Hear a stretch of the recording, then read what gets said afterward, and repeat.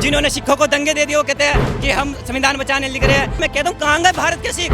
मैं कहता हूँ हिंदू मुसलमान सिख ईसाई सब भाई भाई, सिर्फ ये वार्तालापों में ही भाई भाई है। दुनिया बोल रहा है पप्पू है, उसे ना तो बोलने आता है ना चलने आता है ना कुछ। सब सवाल एक से ही करेंगे, मोदी मोदी मोदी मोदी। और इस पप्पू से इसका यहाँ का मेरे को लगता है यूनिवर्सिटी खोल दे, पप्पू यूनिवर्सिटी से सारे छात्र बनते हुए घूमेंगे ये सारे। मेरे को ऐसा लगता है कि इस पर डालना चाहिए निर्वाचन आयोग को, सुप्रीम कोर्ट के अंदर कैसी भ्रांतियां फैला रहे हैं, ये नहीं करना चाहिए। कहाँ इक्वालिटी हो रही है? भरे सभा में किसी को किस कर लेगा, किसी को कुछ कर लेगा, उसका यही है राजनीतिक। उसको वो तो एकदम बैल है, बैल। राहुल गांधी पे तो एक दर्जन से ज्यादा मुकदमे हैं। ये कहते हैं हम पढ़े लिखे आपके भाई साहब पोस्को भी लग चुका है, पहले ध्यान से पढ़ना जाके। राहुल गांधी के ऊपर पोस्को भी लग चुका है। नमस्कार, मैं आकाश कुमार और आप देख रहे हैं सूचना तंत्र। जिस तरीके से अमेरिका यूएस में जाकर राहुल गांधी जी ने अपने बयान दिए और उन्होंने बयानों में ये कहा कि जो सरदार हैं उन्हें ना तो पगड़ी, ना कड़ा और ना ही गुरुद्वारे में जाने की इजाज़त है, क्योंकि भारत देश में उनके साथ ज्यादती हो रही है और मैं चाहता हूं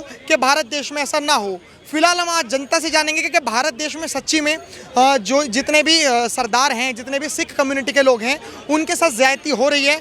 दूसरा उन्होंने आरोप ये लगाया है कि जो लोकतंत्र है और जो संविधान है, इनको खात्मा हो रहा है, इनका खात्मा किया जा रहा है। फिलहाल हम जनता से जानेंगे। नमस्कार सर, नाम क्या होगा आपका? हिमांशु नाम है जी। क्या लग रहा है राहुल गांधी जी ने जो कहा वो सही था क्या?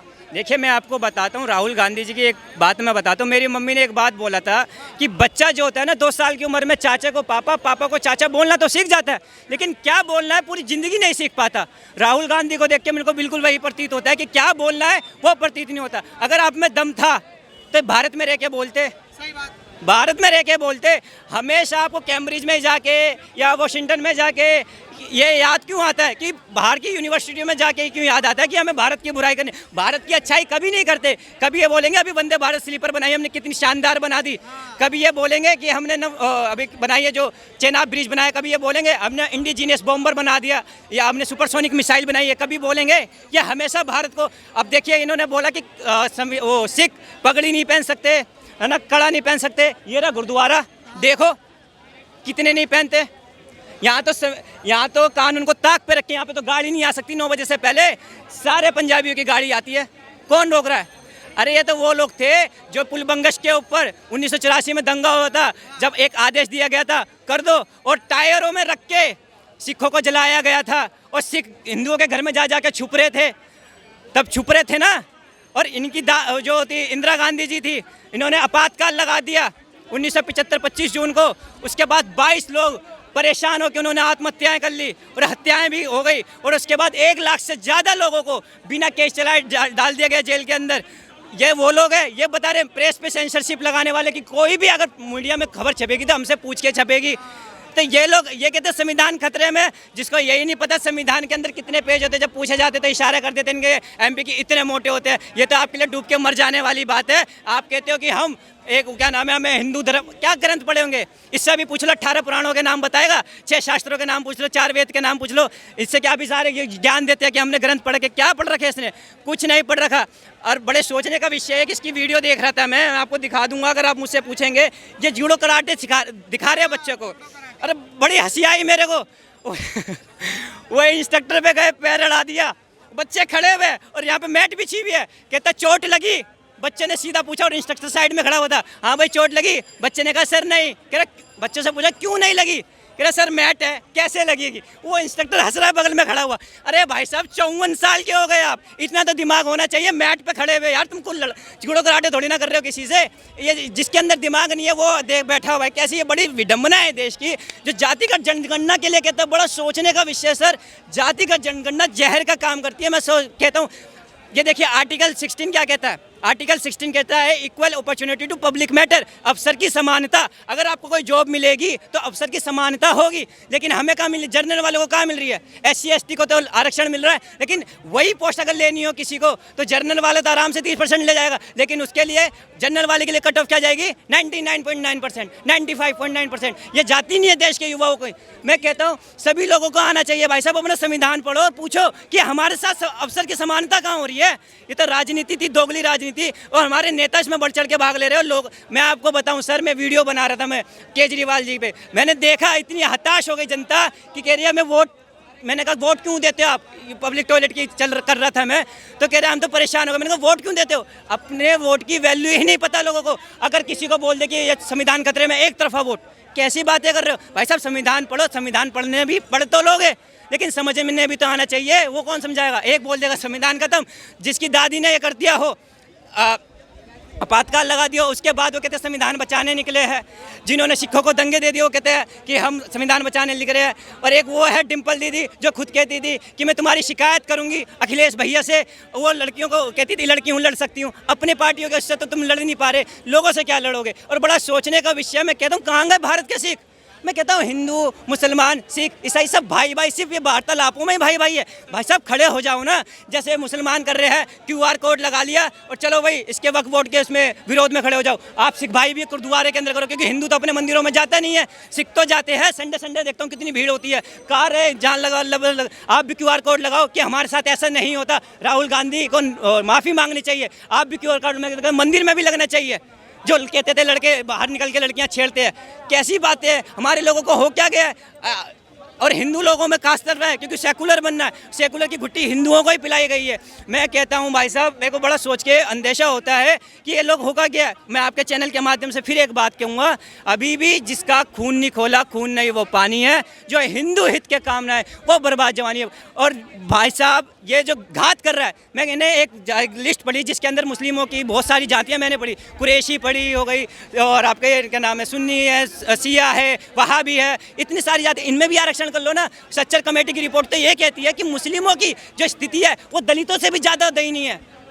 यही कहती है ना सच्चर कमेटी की रिपोर्ट। तो इनका विकास करो ना भाई साहब, हमारा विकास क्यों कर रहे हो। जब सच्चर कमेटी ने कह दिया कि दलित तो अच्छे, लेकिन मुस्लिमों में भी जो है, जो दलित है उनकी स्थिति बहुत नहीं है, वहाँ पर तो जवाब दो। वहाँ पर नहीं करेंगे, क्योंकि इनको पता था। और मैं ऐसे पॉडकास्ट सुन रहा हूँ भाई साहब, सुन के जब बड़ा वो होता है कि भारत के लोग सब सवाल एक से ही करेंगे, मोदी मोदी मोदी मोदी। और इस पप्पू से, इसका यहाँ का मेरे को लगता है यूनिवर्सिटी खोल दे, पप्पू यूनिवर्सिटी से सारे छात्र बनते हुए घूमेंगे ये सारे। लेकिन उन्होंने एक चीज़ और बोला, उन्होंने जो बयान दिया कि जो 2024 के इलेक्शन थे वो बहुत सोचे समझे थे। जो चुनाव आयोग था वो बीजेपी के लिए काम कर रहा था, और इस चुनाव में कोई भी एक तरफा या निष्पक्षता नहीं हुई थी, सब एक तरफा हुई थी। भाई साहब आर्टिकल 14 कहता है इक्वालिटी बिफोर लॉ, और मैं कहता हूँ निर्वाचन आयोग को क्या हो गया है, इस पे जाके सुप्रीम कोर्ट में जाके एक्शन लेना चाहिए कि आप इतनी बड़ी बात, जहाँ पे आप जीत रहे हो, तेलंगाना में जीत रहे हो, कर्नाटक में जीत रहे हो, इसमें जीत रहे हो, जहाँ जहाँ बीजेपी नहीं है वहाँ पे तो आप जीत रहे हो। मेरे को ऐसा लगता है कि इस पर डालना चाहिए निर्वाचन आयोग को, सुप्रीम कोर्ट के अंदर कैसी भ्रांतियाँ फैला रहे हैं, ये नहीं करना चाहिए। कहाँ इक्वालिटी हो रही है आप बताइए ना। सुप्रीम कोर्ट ने कहा था कि कोई भी अगर हेट स्पीच होती है तो राज्य को सुओ मोटे लेना चाहिए। उसके अगले दिन स्टालिन ने क्या कह दिया था, सनातन धर्म डेंगू मलेरिया है, कहाँ लिया। तो सुप्रीम कोर्ट को कौन मानता है, बीजेपी को छोड़ के कौन मानता है, आप बताइए ना। जीतने के बाद भी आरोप लगाते कि निर्वाचन आयोग सही काम नहीं करना। मेरे को लगता है सर इस पे निर्वाचन आयोग को सुप्रीम कोर्ट में जाना चाहिए, और ऐसे नेताओं के खिलाफ मैं कहता हूँ कड़ी से कड़ी कार्रवाई होनी चाहिए। और इस राहुल गांधी पे तो एक दर्जन से ज़्यादा मुकदमे हैं। ये कहते हैं हम पढ़े लिखे, आप भाई साहब पोस्को भी लग चुका है, पहले ध्यान से पढ़ना जाके। राहुल गांधी के ऊपर पोस्को भी लग चुका है। और आप बताएं ऐसे नेता जिस पे एक दर्जन से ज़्यादा केस है, वो हमारा जो MP बन के बैठे हुए, बड़ा सोचने का लग रहा है ईवीएम है कोई।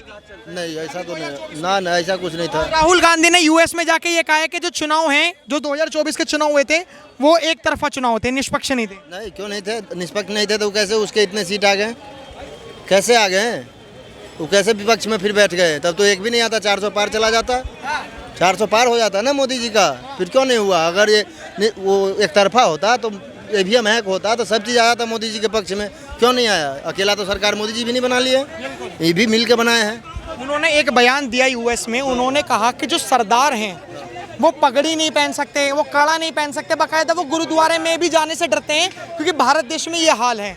आपको लग रहा है ऐसा? नहीं ऐसा तो बताएंगे वो वीर जी जो हैं, वो लोग जो हमेशा यहाँ उनके साथ क्या हो रहा है नहीं हो रहा है वो तो वो बताएंगे। यहाँ तो राशन सबको मिल रहा है, ऐसा तो नहीं। बताइए आप लोग सरदारों पे जुल्म उठा रहे हो नहीं उठा रहे हो? नहीं काहे का जुल्म उठा रहे हैं। लेकिन राहुल गांधी ने कहा कि भारत देश में तो यही हो रहा है। तो राहुल है ही उसी लायक पप्पू, तभी तो बोलते हैं, दुनिया बोल रहा है पप्पू है पप्पू है। उसे ना तो बोलने आता है, ना चलने आता है, ना कुछ। भरे सभा में किसी को किस कर लेगा, किसी को कुछ कर लेगा, उसका यही है राजनीतिक। उसको वो तो एकदम बैल है, बैल। बैल। आपको लगता है ये सही है भारत देश की ऐसी बेइज्जती, मतलब भारत देश की ऐसी एकदम उसको तो यहाँ का नागरिकता कौन दे दिया, अब उसको तो छीन लेना चाहिए था। अब इसे यहाँ ऐसे ऐसे सांसद की जरूरत नहीं है। जो ये खाओ यहाँ, लड़ो यहाँ, करो यहाँ, और विदेश में जाके जो है सो दूसरे का, अपना देश का जो है सो बेरागर्क कर दो, क्या फ़ायदा है? वही तो, क्या फ़ायदा है? आओगे यहीं, लड़ोगे यहीं, और उसके बाद जो है सो यहीं का शिकायत करो दूसरे देश में जाके। उन्होंने कहा जो बीजेपी है वो संविधान को खत्म कर देगी। ऐसे संविधान को आज तक कोई खत्म, आज उनका सरकार था तो वो कर सकते थे, वही कर देंगे। लोकतंत्र भी मारा जाएगा। वो अम्बेडकर साहब का बनाया हुआ है, उसको कोई कुछ नहीं कर सकता है, ना होगा कभी, वो कभी भी नहीं होगा। लोकतंत्र भी खत्म नहीं, कभी नहीं होगा। आपको लग रहा है लोकतंत्र खत्म होगा?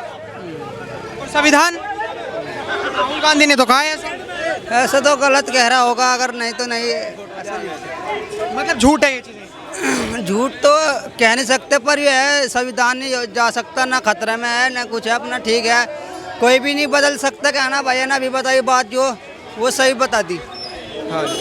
राहुल गांधी ने ये कहा है कि जो 2024 के इलेक्शन थे वो एक तरफा हुए थे, वो निष्पक्ष नहीं हुए थे।